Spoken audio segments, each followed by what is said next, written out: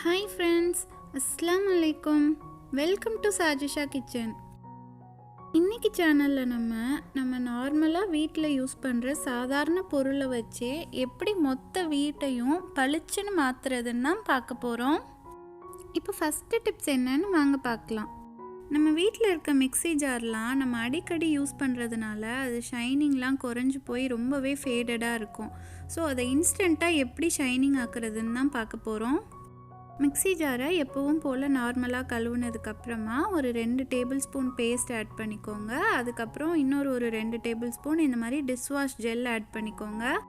அப்புறமா ஒரு 200 ml தண்ணி ஆட் பண்ணிக்கோங்க. மிக்ஸி ஜாரை க்ளோஸ் பண்ணிவிட்டு இது எல்லாம் நல்லா மிக்ஸ் ஆகிற அளவுக்கு மிக்ஸியை ஆன் பண்ணி ஒரு சுற்று விட்டு எடுத்துகிட்டு வந்துடுங்க. பாருங்கள், நம்மளோட பேஸ்ட், டிஷ்வாஷ் ஜெல் அப்புறம் தண்ணி 3ம் நல்லா மிக்ஸ் ஆயிருச்சு. இப்போ உங்ககிட்ட ஏதாவது ஸ்ப்ரே பாட்டில் இருந்துச்சுன்னா அதில் ஊற்றி வச்சுக்கோங்க. என்கிட்ட ஸ்ப்ரே பாட்டில் இல்லை, அதனால இந்த மாதிரி காலி வாட்டர் பாட்டிலோட மூடியில் ஓட்டை போட்டு அதில் நான் ட்ரான்ஸ்ஃபர் பண்ண போகிறேன்.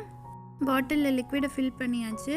அதுக்கப்புறமா நான் ஜாரை சும்மா நார்மல் தண்ணியில் தான் அலசிட்டு வந்தேன். பாருங்கள், உங்களுக்கு ஒரு ஷேடு ஷைனிங்காக தெரியுது நல்லாவே. நம்ம ரெடி பண்ணின இந்த லிக்விட்குள்ளே 2 டீஸ்பூன் பேக்கிங் சோடா ஆட் பண்ணிக்கோங்க.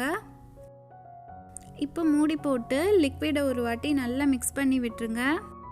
நம்மளோட சூப்பர்பான க்ளீனிங் சொல்யூஷன் ரெடி ஆயிடுச்சு. இதை வச்சு எப்படி வீடை பளிச்சுன்னு மாற்றலான்னு வாங்க பார்க்கலாம். செகண்ட் டிப் என்னன்னு பார்க்கலாம்.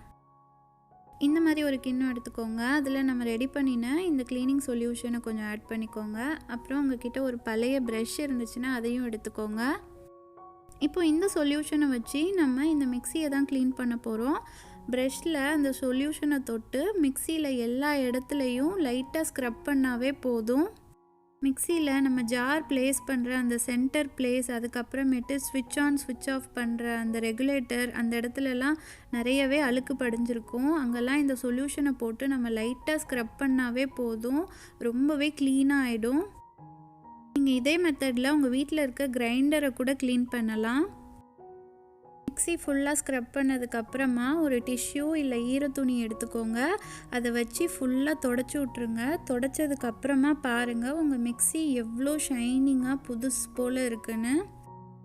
இதே சொல்யூஷனை வச்சு நீங்கள் மிக்ஸியோட கேபிளையும் தொடச்சி விடலாம். கேபிளில் இருக்க அழுக்கும் இன்ஸ்டண்ட்டாக க்ளீன் ஆகிடும். நம்மளோட மிக்ஸியை பாருங்கள், துடைக்கிறதுக்கு முன்னாடி எப்படி இருந்துச்சு, இப்போ துடைச்சதுக்கப்புறம் எவ்வளோ க்ளீனாக ஒயிட்டாக இருக்குன்னு பாருங்கள். மிக்ஸியோட ப்ளக் பாயிண்ட்டை கூட பாருங்கள், அது ஒரு மாதிரி எல்லோ ஷேடில் இருந்துச்சு. இப்போ க்ளீன் பண்ணதுக்கப்புறம் அதுவும் நல்லா ஒயிட்டாக மாறிடுச்சு. நாங்கள் அடுத்த டிப்ஸ் பார்க்கலாம். இப்போ அந்த சொல்யூஷனை வச்சு நம்ம வீட்டில் யூஸ் பண்ணுற அடுப்பை தான் க்ளீன் பண்ண போகிறோம். அடுப்பு ஃபுல்லாக தேவையான அளவு சொல்யூஷனை ஊற்றிட்டு அதுக்கப்புறமா இந்த மாதிரி ஸ்க்ரப்பர் வச்சு நல்லா தேய்ச்சி விடுங்க. பர்னரில் இருக்க பிளேட் பார்த்திங்கன்னா எண்ணெய் பிசுக்காக இருக்கும். அதுலேயும் நீங்கள் சொல்யூஷன் வச்சு க்ளீன் பண்ணும்போது பாருங்கள் ரொம்பவே க்ளீனாக மாறிடும். அடுப்பு ஃபுல்லாக தொடச்சதுக்கப்புறமா ஒரு டிஷ்யூ இல்லைன்னா கிளாத்தில் கொஞ்சமாக தண்ணி தொட்டு ஃபுல் அடுப்பையும் தொடச்சி விட்டுருங்க. நீங்கள் தொடச்சதுக்கப்புறம் பார்த்தீங்கன்னா உங்களுக்கு நல்லாவே டிஃப்ரென்ஸ் தெரியும். உங்களோட அடுப்பு ஒரு ஷேட் ஷைனிங்காகவே இருக்கும். நான் 3rd டைம் இந்த லிக்விடை யூஸ் பண்ணி அடுப்பை க்ளீன் பண்ணுறேன். நான் ஃபஸ்ட் டைம் யூஸ் பண்ணதுக்கும் இப்போ நான் 3rd டைம் யூஸ் பண்ணுறதுக்கும் எனக்கு நல்லாவே ஷைனிங்காக டிஃப்ரென்ஸ் தெரியுது. இப்போ பாருங்கள் நம்ம அடுப்பு எவ்வளோ க்ளீன் அண்ட் ஷைனிங்காக இருக்குன்னு. இதே மெத்தடில் நம்ம கிச்சனோட கவுண்டர் டாப் அண்ட் டைல்ஸை கூட க்ளீன் பண்ணிக்கலாம். இப்போ அடுத்த டிப்ஸ் பார்க்கலாம். இதே சொல்யூஷனை நீங்கள் சிங்க் க்ளீன் பண்ணுறதுக்கும் யூஸ் பண்ணலாம்.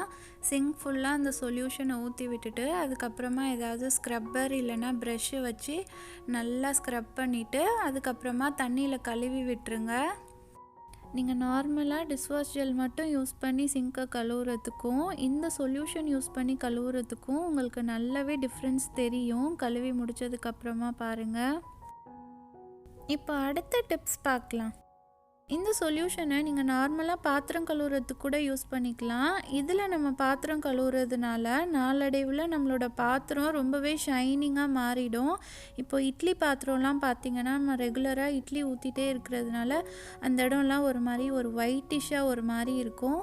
ஸோ இந்த சொல்யூஷன் போட்டு நீங்கள் கழுவுனீங்கன்னா ஒரு 2-3 டைம்ஸ்லேயே அந்த ஒயிட் ஃபுல்லாக காணா போயிடும். ரொம்பவே ஷைனிங்காக மாறிடும். நீங்களே அதை ரியலைஸ் பண்ணுவீங்க. நம்ம எப்பவும் பாத்திரம் கழுவுற லிக்விடோட எக்ஸ்ட்ராவாக நம்ம பேக்கிங் சோடாவும் பேஸ்ட்டும் தான் ஆட் பண்ணியிருக்கோம். இந்த சொல்யூஷன் தான் நமக்கு இவ்வளோ மேஜிக் நடக்கிறதுக்கு காரணமாக இருக்குது. கழுவுனதுக்கப்புறம் பாருங்கள், உங்கள் பாத்திரம் புதுசு மாதிரி ரொம்ப ஷைனிங்காக இருக்கும். நெக்ஸ்ட்டு டிப்ஸ் பார்க்கலாம். இந்த சொல்யூஷனை யூஸ் பண்ணி நீங்கள் உங்கள் பாத்ரூமில் இருக்க டைல்ஸ் எல்லாம் கூட க்ளீன் பண்ணலாம். பாருங்கள், செவுத்தில் இருக்க டைல்ஸில் எவ்வளோ அழுக்கு இருக்குன்னு.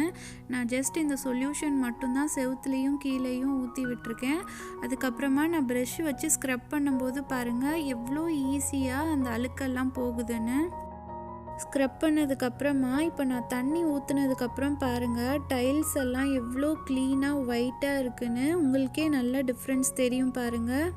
இனிமேல் நீங்கள் கிச்சனுக்கு தனியாக பாத்ரூம்க்கு தனியான்னு தனித்தனியாக க்ளீனிங் சொல்யூஷன் வாங்க தேவையில்லை. இந்த ஒரே லிக்விட் நம்ம மொத்த வீட்டையும் க்ளீன் ஆக்கிடும். பாத்ரூமில் இருக்க டைல்ஸ்க்கு மட்டும் இல்லை, பாத்ரூம் பைப்ஸ்லேயும் நம்ம இந்த சொல்யூஷன் அப்ளை பண்ணி கழுவி விடும்போது ரொம்பவே க்ளீன் அண்ட் ஷைனிங்காக மாறிடும். கழுவுனதுக்கப்புறமா நீங்களே டிஃப்ரென்ஸ் பாருங்கள் எவ்வளோ ஒரு ஷைனிங்காக இருக்குன்னு பைப்பு. இப்போ அடுத்த டிப்ஸ் என்னன்னு பார்க்கலாம். நம்ம வீட்டில் பாத்திரம் கழுவுற ப்ரஷ், ஸ்க்ரப்பர் அதெல்லாம் பார்த்தோன்னா நம்ம சும்மா பாத்திரம் கழுவிட்டு தண்ணியில் கழுவி வச்சுருவோம். அந்த மாதிரி நம்ம வச்சாலும் கூட அதில் கண்ணுக்கு தெரியாத ஜெர்ம்ஸ் இருக்க தான் செய்யும். அந்த மாதிரி ஜெர்ம்ஸ் எதுவும் ஸ்க்ரப்பரில் வராமல் இருக்கிறதுக்காக இந்த மாதிரி ஒரு கிண்ணத்தில் தண்ணி ஊற்றிக்கோங்க. தண்ணி கொதி வந்ததும் அதில் நம்ம பாத்திரம் கழுவுற ப்ரஷ்ஷை போட்டுருங்க. அதுக்கப்புறமா ஒரு மூடி டெட்டால் ஊற்றிக்கோங்க. டெட்டால் ஊற்றுனதுக்கப்புறமா அடுப்பை ஆஃப் பண்ணிடுங்க. அந்த ஸ்பாஞ்ச் ஒரு 5 நிமிஷம் அந்த டெட்டால் தண்ணியிலேயே இருக்கட்டும். 5 மினிட்ஸ்க்கு அப்புறம் ஸ்க்ரப்பரை வெளியில் எடுத்துட்டு நார்மல் தண்ணியில் வாஷ் பண்ணி தண்ணியை நல்லா புழிஞ்சு விட்டுட்டு காய வச்சுருங்க. நைட் எல்லா வேலையும் முடிச்சுட்டு ஸ்க்ரப்பரை கழுவுனதுக்கப்புறம் இந்த மாதிரி மீதி இருக்கிற டெட்டால் தண்ணியை வேஸ்ட் பண்ணிடாமல் உங்களோட கிச்சன் சிங்க்லேயும் பாத்ரூம் சிங்க்லேயும் ஊற்றி விட்டுருங்க. இப்போ 8th டிப்ஸ் என்னன்னு பார்க்கலாம்.